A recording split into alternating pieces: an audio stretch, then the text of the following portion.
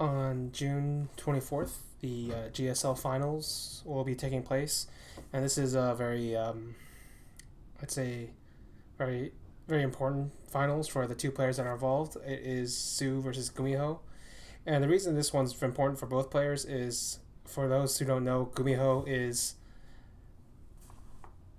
one of the oldest players that are still playing the scene. He was originally a random player, actually, and he chose random to play in the GSL Open, and that didn't go very well for him, obviously. But it's kind of like emblematic of what kind of player Gumiho was, which is this like super chaotic sort of player.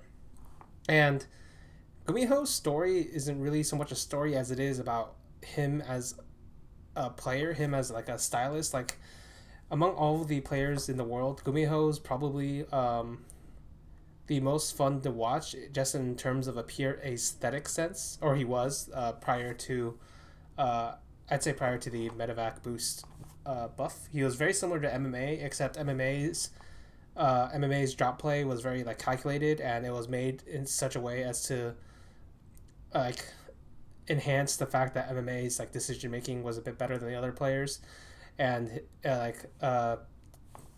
fill in the gap between like his mechanics and like the mechanics of like the best players.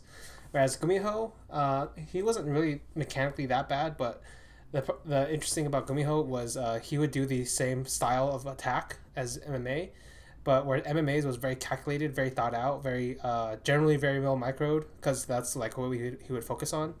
What Gumiho did was he would just like bombard the other opponent with like an infinite amount of attacks over and over and over again. And famously, there was this one GSTL game, I believe, where he played Dongwei Gu, and he like concocted like a 7-prong attack.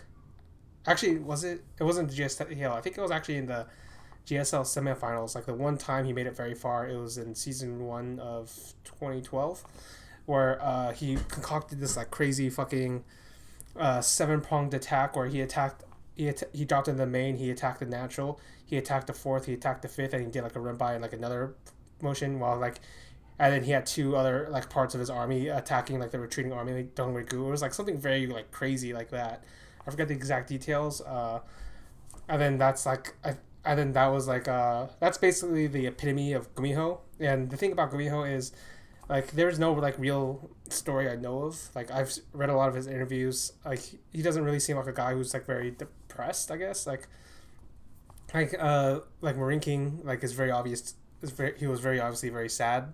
Whereas like Gumiho was like he always seemed to be doing his own thing. He was always like, I'm not sure if he was truly ever obsessed about winning as so much as he was about winning with his particular style, where he was like very forcefully like forcing forcing his idea upon the game, and it wasn't very successful, honestly. Like in terms of results, there are so many other players with so much more results, but in terms of just pure gameplay, like when he was at his peak, which actually didn't happen as often as you'd hope, but when he was like um, sometime in at the very end, like once or twice at the very end, 2011, uh, very early 2012, like later on in one tournament in like a DreamHack when he was playing partying in the finals, like his like peaks are very few, very far in between. But in terms of like games, he's probably the player. Like if you ranked the all-time great games just off of pure aesthetic quality or like how entertaining they are, Gumiho's name will appear on the list more than any other player that isn't any other. Yeah, he'll appear on the list more than almost any other player. And this is kind of crazy because every other player on the list will generally be like an all-time great player for the majority of them. You're thinking SOS, Parting, Rain, Tasia, MVP, Life, soO, Nesty, Marine King, like all Dongwei-gu, like these are all like all-time great players. Innovation, right? Whereas like Gumiho has like as many all-time great games as they do, but he's never ever been close to like a truly all-time great player.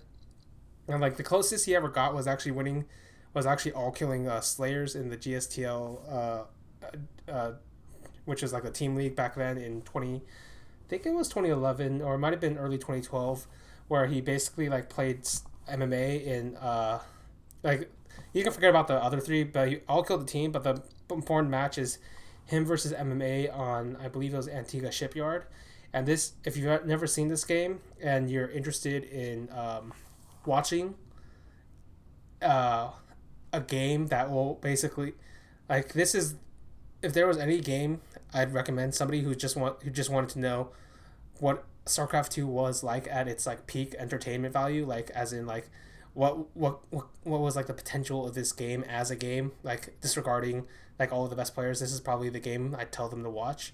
Like this game was played in like 2011, but the only other game that has ever superseded it in my opinion was Tasia versus Innovation in 2013.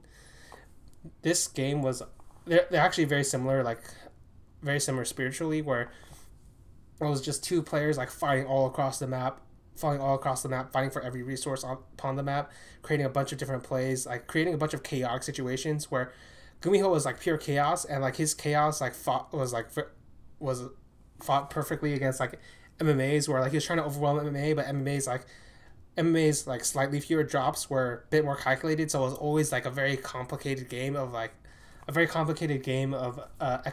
economics, micromanagement, like reevaluating the situation, reevaluating position over and over and over again. It's one of the all-time great games, and no matter what anybody tells you, I feel like that's also one of the highest like one of the best games in terms of like pure skill. I think, like in terms of like just pure skill that they showed on that day. MMA Gumiho, that's like one of the all-time like great games, despite us being like 6 years later.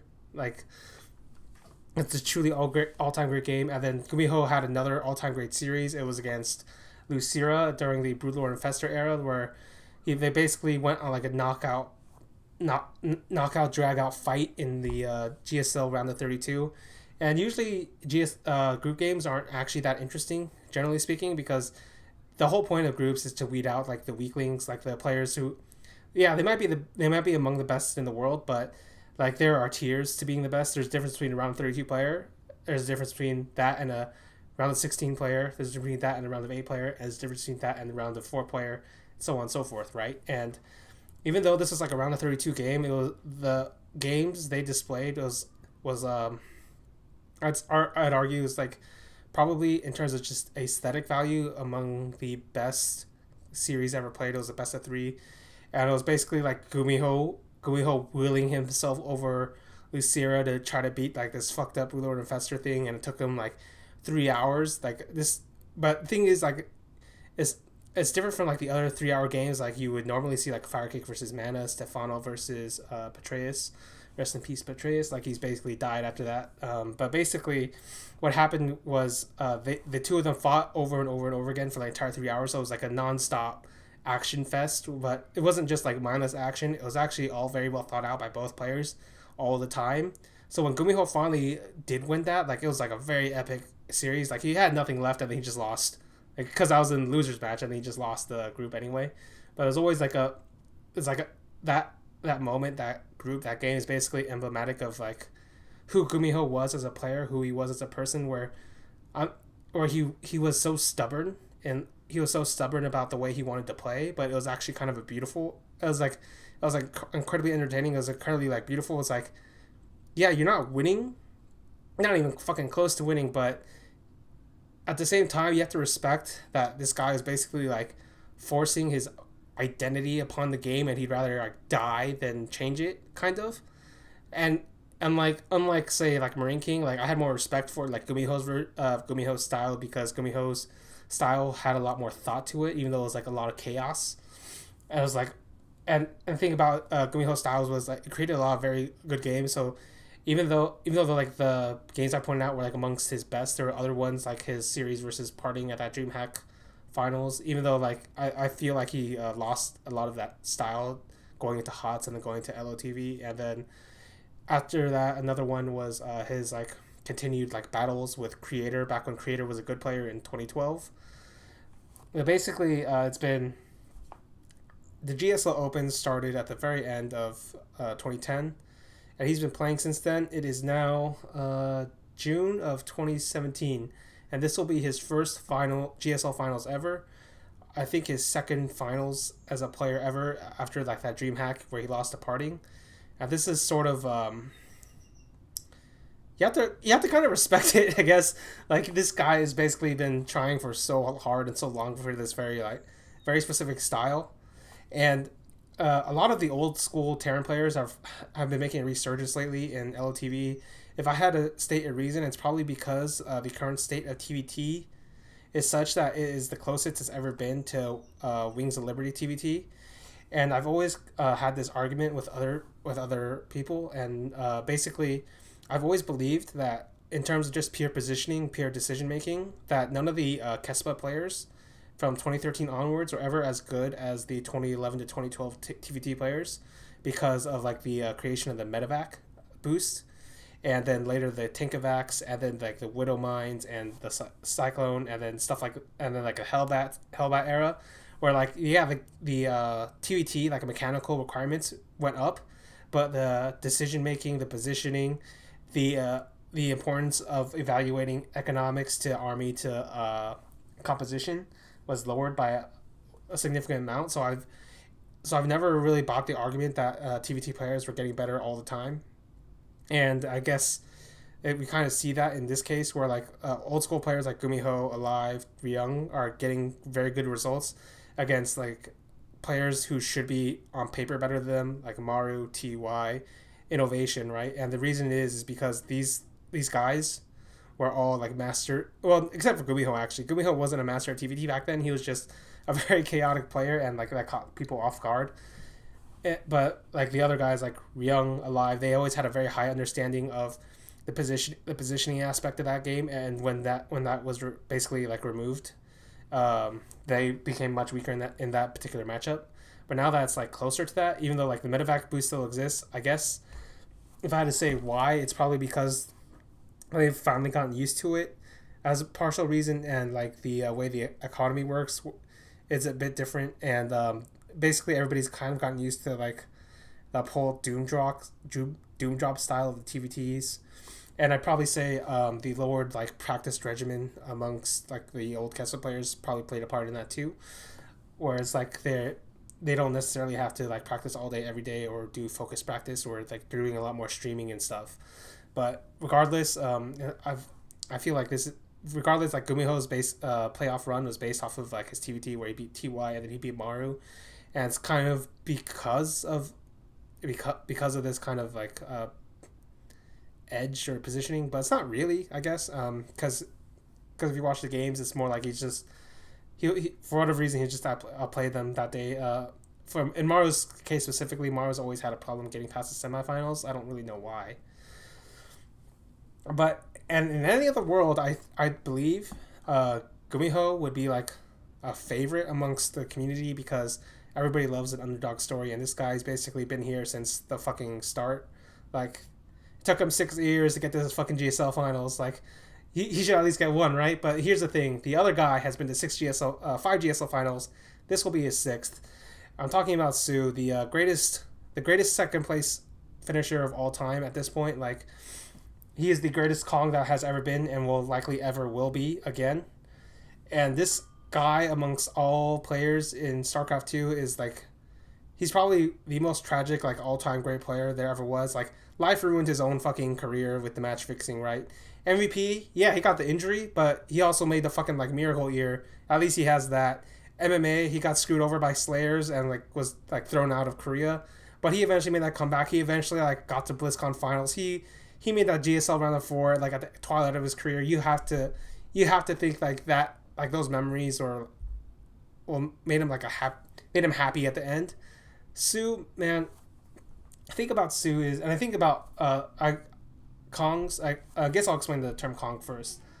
Kong is a term created by in Brood War by the Zerg player Hong Jing-ho, and he was an all-time great Zerg player, but he constantly lost to finals, famously losing to Boxer multiple times.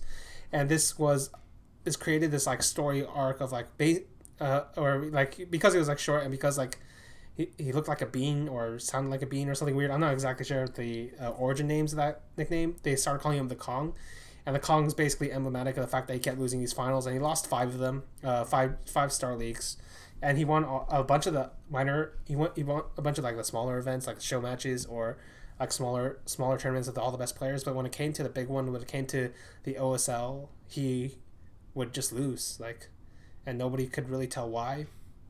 Like, it was always like the other guy was playing a bit better, or there was like something missing in it, some missing element in his game that didn't show up, that showed up in any other part of the tournament, and that's why he's been called the Kong. And then he had like a bunch of sons, I guess, or like the Kong line, where there's a bunch of players great players came after him, kept getting second.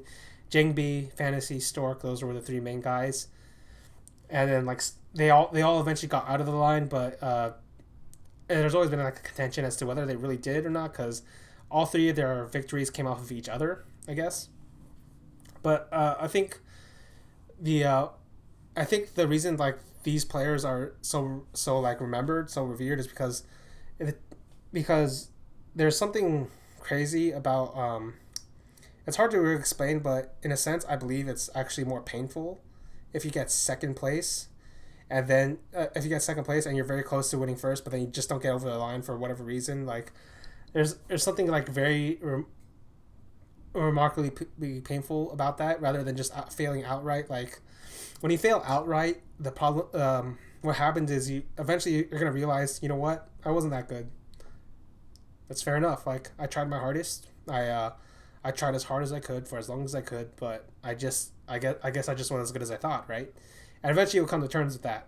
When you're second place, like there's hope there. There's belief that you are so close to the ultimate goal that everybody dreams of when they take up like a competitive discipline, whether that's sports, esports, like anything. Like there's always like the goal. When you take a competitive discipline, there's always the goal of being the best there is in the entire world. And when you get in second place, that is actually kind of crushing. Like the quote I used was always like, here we have a man, I think it was like from William James, the psychologist. Here we have a man who is destitute. He believes he is a failure because he can be all of the men in the world except one at rowing, but he has spent his entire life's goal is to beat this one now. Like that's basically kind of how it goes, where like he is so close, but there's one guy who's always like above him, and there's like it's always like some kind of fucked up mental component to it too, where like when you get into the finals, what happens is a player will realize like psychologically, like this is the important one. This is the one that means everything. This is the one that's going to go down the record books. This is the one where you've been practicing, I don't know, 12, 14 hours a day, 7 days a week for I don't know how many years, 2, 3, 4, 5, however long it took, and you're finally getting there. And this is like the moment. This is the time. And then because you're thinking of all these like extraneous thoughts, like, you kind of start freezing up.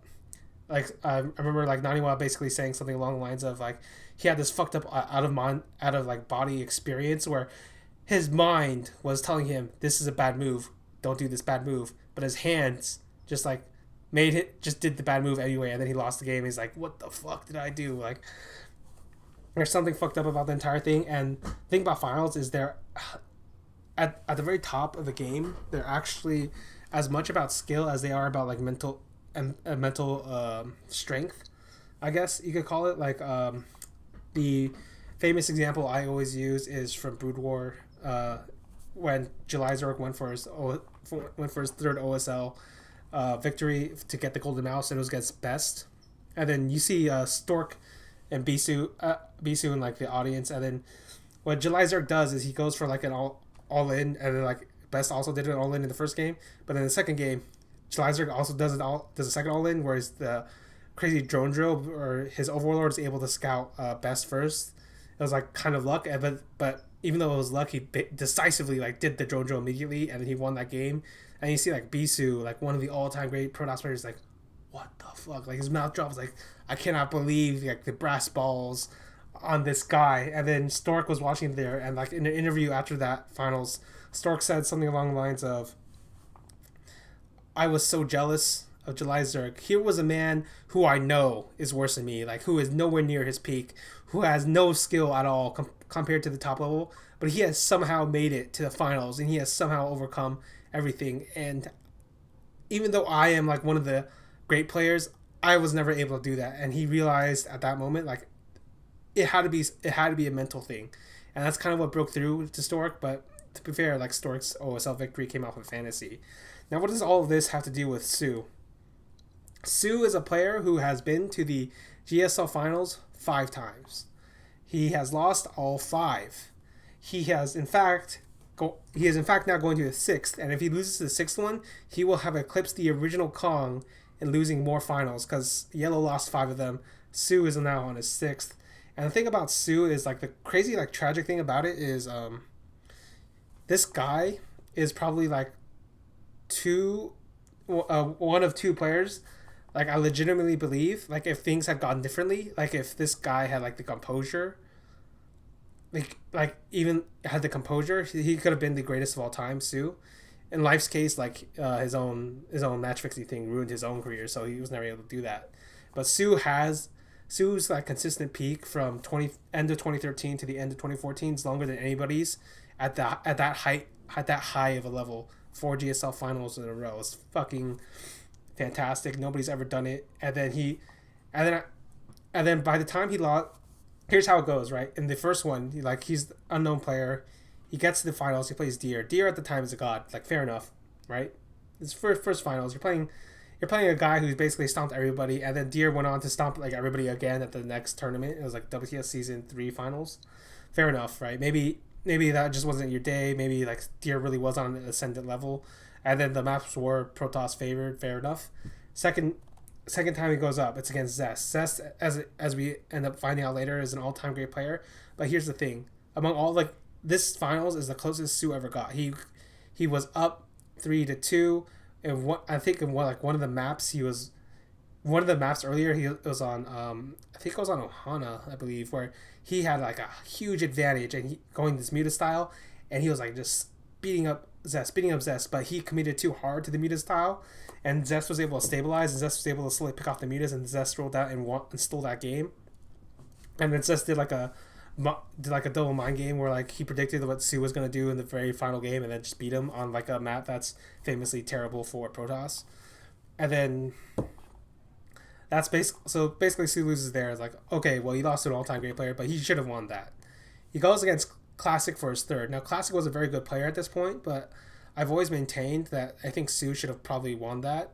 Even though I predicted against soO at the time, but the reason I predicted against soO during the time was because I thought the pressure was good. Like, I thought at that point, like, there was something fucked up in his, like, mentality.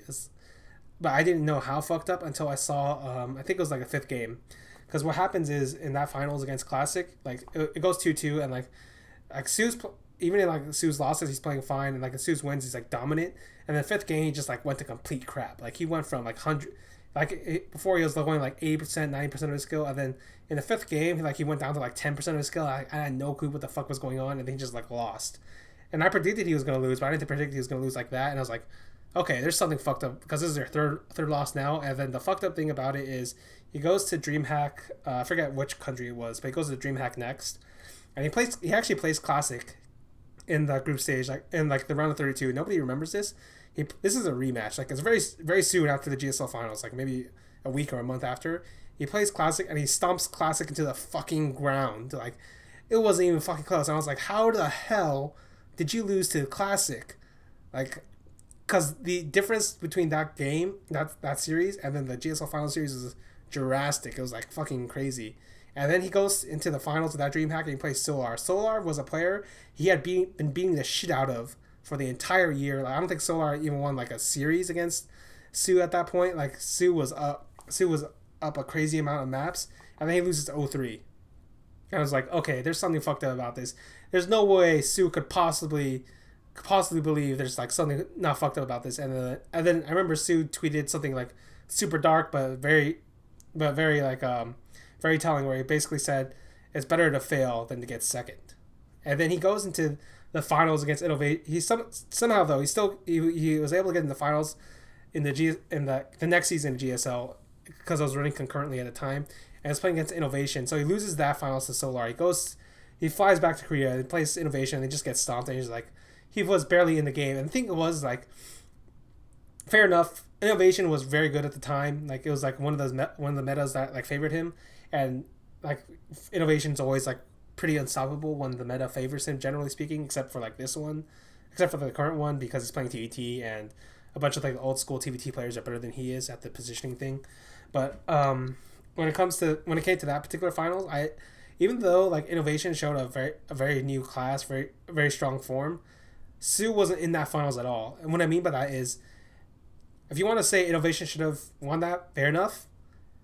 But soO should have been playing a lot better than he did. Like soO that season was fucking fantastic in TVZ. Like if you want, here's a fucking crazy thing. Like prior to that GSL season, go back and there's like a DreamHack Toronto, I think it was, where Flash was this is like one of those. This is like one of the. I think this was like a second super hype Flash train, where basically like all these like diehard Flash fans came out of the woodwork and like, yeah, man, Flash, he's the best. He's a bon joie. He's gonna show these SC2 scrubs what it means to be the best in StarCraft 2. He's revolutionizing the fucking game. He's the best there ever was. And like I thought the hype was overblown, but Flash was really fucking good at that point. Like he was like unstoppable in Pro League. He had not lost a single game in GSL yet. He then stomped that tournament at Toronto. The only person that even gave him like a match was Snoot in the quarterfinals, but Flash was able to turn it around despite like Snoot going up like fast 2-0. And then basically Flash stomped like the second best Zerg player at the time, Solar, in like earlier in GSL. So it seemed like Flash was like really getting it, especially because like I said earlier that meta seemed to favor Terran in terms of like TVZ. But here's the thing: he plays soO, and soO like fucking he pulled out some crazy mechanics, like finally 2 builds where he was like slowly building up his muta ball. He didn't like save. What he did was like he made like 1 or 2 mutas and he just kept adding it over and over again. Like so it made a very safe transition as he like slowly built up his army. But what happened was like soO's like mechanics, especially his larva inject, were like so on point that when the two of them played, what would happen is like the second Flash got even like a millimeter onto the creep, soO would just attack. And then soO had such complete belief in like his ability to rebuild that army so much and rebuild such a larger army than compared to any other Zerg because of his better larva inject and his better economic management, his better economic management and like building order of like the units and stuff, that he basically like completely destroyed Flash in one even game. And then the next game, Flash goes up like 30. He goes up 30 drones. He kills like 30 something drones in the early part of the game, and soO is able to like bring it all the way back and fucking destroy Flash. It was fucking crazy. It was like, Jesus, soO is on a fucking other level. And they go to the finals and soO's not even fucking there. It's like, where were you, soO? Like soO's like gone. I don't know where the fuck he is. And he's just like, at this point, I legitimately believed he was dead. Like, I don't mean by like dead, but I mean like his time at the top was over. Like, there was no way he was gonna come back from having lost that many times. Or that's what I believed at the time. Because here's a funny fact. If you want to go back into the early GSLs, like second place finishers, there's like a kind of curse going on, but it wasn't really a curse. What happened was GSL, like a second place finisher would go all the way to the top, like Inca, Squirtle, top, the guys like this. They'd get there and then they lose in the finals, and then that broke them. That always broke them because they were so close. Like I said earlier, they were so close, and then they failed to do it at the very end, and then that gets to them. Like some part of them breaks, and they never improve. Like they just think about that moment over and over again. There are losses in every like competitive player's career where like you can't even look at the replay. It's so painful, right? This actually happens to Squirtle because Squirtle, I talked about earlier, but basically like Squirtle did everything he could to try to win that GSL, but MVP like clutched out in the end. And despite what others think, I actually don't think Squirtle was a Kong, especially during that series.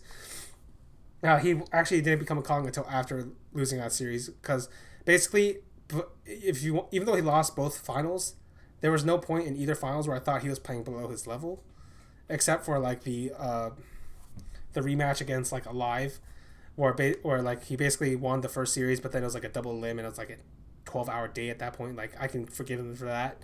Like I basically don't really count that. It's like, but basically under pressure, Squirtle has proven very strong until that moment, and then you find out later he plays against Keen. I think it was like the next GSL or GSL after that, in the group stages, and like he stomps King in the fucking ground. King's like, okay, it's pretty clear at this point. I cannot beat this guy in a normal game. What do I do? And then King does the 11-11 build, and then like Squirtle just freezes up, and then like it's as if he had like post-traumatic stress disorder in the fucking middle of the series, and then like King just does another 11-11 and gets past Squirtle, and then in like the interview after the match, like Squirtle admits like, yeah, I basically froze up, like I panicked because like I just remembered that match versus MVP. Like I haven't even watched that fucking that fucking like finals, and I've never watched that finals, like, and this was like 6 months later. And then life event, not 6 months, it was like a season later, and then a season after that, Life does beat MVP in the finals with Brutal Infestor, and then you see this like picture of like Squirtle's like, oh, Squirtle's actually kissing like the trophy, Life's trophy. He's like, I should have had one of these. Like, Jesus Christ, like Squirtle's fucking broken by MVP, man. Like he was a brilliant player. He was very smart, but like he was broken by MVP. And now we have this guy soO. He's basically lost four GSL Finals. He has been to the peak, the pinnacle of StarCraft 2 in arguably StarCraft 2's like highest competitive era. Like most teams, most competitive. Like the Kesma system was there, bunch of great players, all this great stuff, right? And he had gone to the finals 4 times, and he had lost 4 times. And then there's also the DreamHack Finals where he lost against a guy he had always beaten before then. It's like, I thought he was done, and it seemed like he was done, and then he actually made a semi-comeback the year after where he won the Kespa Cup, but it was against Dark. It was like a lesser tournament, but at least he got one. I was like, okay, finally, he got his one. This is good, but he was never the same player again, and I never really expected much from him, but that's where like things change, where after like the dissolution of Kespa, like getting Kespa getting the fuck out of StarCraft 2, soO stopped being complacent. He realized, I actually need a win now just to get money. Like, I guess, like I'm not exactly sure why soO decided now was the time. Maybe it's because like there was enough time between his losses then and now. So this year he got to the GSL Finals again, and then again, like he showed a lot of great Zerg vs Protoss. And he's like, wow, this guy might have a legitimate chance against that. No, he loses 2-4. And I think it was like he actually looked good in those 2 games, and like he looked good in some of the games, but then all of a sudden his like skill dropped. I'm like, God damn it, it's happening again. And I thought, okay, at this point, soO must like give up. Like I don't know exactly how far you can go torturing yourself, like getting these second places over and over again, but there must be a limit. But apparently like soO has no limit. Like soO is very determined. soO is actually very gritty, even though mentally in the finals he keeps collapsing. Like it takes like a certain kind of fortitude to face your worst nightmare and then do it 6 times, because that's basically what soO's done. He's faced his worst nightmare as a competitive player, as a career player. He's done it 6 times. It's fucking terrible, but he's done it again. He has gotten to the finals, and he's now gonna play Gumiho in that fucking finals. And again, the current meta is telling me that Gumiho is playing like this MMM style again, and soO is actually very good against that, especially with Mutilating Bling. Again, on paper, soO could. He could win this finals, but is he going to? After 5 times, can you really believe in this guy? Like, Jesus, like this is another like career defining, like all of soO's finals are all career defining moments, and he's lost almost all of them except like the one Kespa Cup where he played against Dark. Dark himself is I consider semi-Kong too. So here we go again, the most tortured player in StarCraft 2 against a guy who had never even been to a finals. This will be a very important finals for both players, but I feel like given what we know about soO, given what we know about his career, given what we know about his like mentality, like he's probably gonna get the sixth silver, isn't he? He's like that's basically like the entire fucking tragedy of soO. Is that any player who's ever played any competitive sport, any kind of competitive game, they will understand. Like, I think they all understand the pain soO is going through, and I know Beol does too. Like himself was like a fucking Kong. Like all the Kongs in StarCraft 2, they all Actually, for whatever reason, a bunch of them are Zerg. soO, Beal, Dark, but basically they all know that they all know like there's something special about that finals that they cannot get past, something they cannot beat. And this is the story of soO, the story of Gumiho, and here we go again for soO. Fucking hell, soO. Well.